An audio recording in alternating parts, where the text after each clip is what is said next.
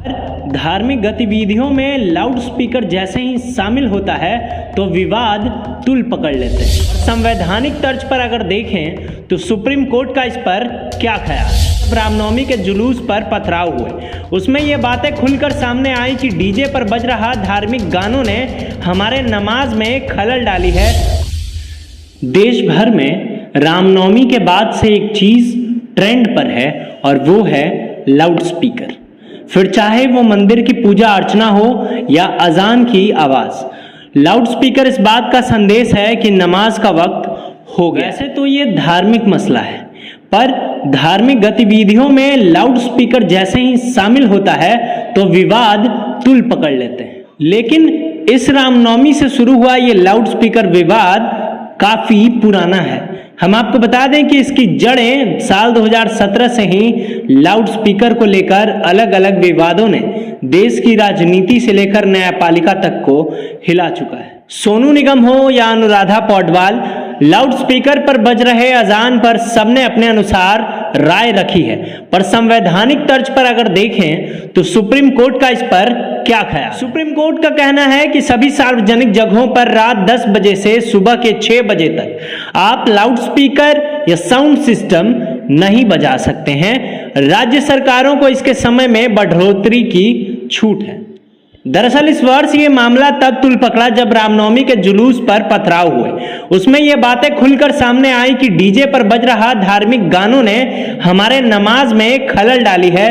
और ऐसा ही कहना हिंदुओं की आखिर किस तरीके से लाउडस्पीकर लोगों की जिंदगी में खलल डाल। बता दें कि साउंड की तीव्रता को डेसिबल में मापा जाता है। इसके मापक अनुरूप को CPCB यानी सेंट्रल पॉल्यूशन कंट्रोल बोर्ड तय करती है। उसके अनुसार अलग अलग वक्त में साउंड की तीव्रता अलग अलग होनी चाहिए। सुबह का वक्त साइलेंस जोन में आता है और इस वक्त साउंड 50 डेसिबल से अधिक नहीं होनी चाहिए, जबकि लाउडस्पीकर पर बज रहा अजान या मंदिर का पाठ लगभग 75 से 80 डेसिबल तक की आवाज निकालता है, जो इरिटेशन के साथ साथ स्वास्थ्य के लिए भी हानिकारक है। औद्योगिक क्षेत्र की अगर बात करें तो दिन के समय में 75 डेसिबल और रात में 70 डेसिबल का साउंड होना चाहिए, जबकि आवासीय यानी रेसिडेंशियल एरिया में 45 डेसिबल होना चाहिए। शादी और पार्टी में बज रहे डीजे 100 डेसिबल और पटाखों की आवाज लगभग 120 डेसिबल तक होती है।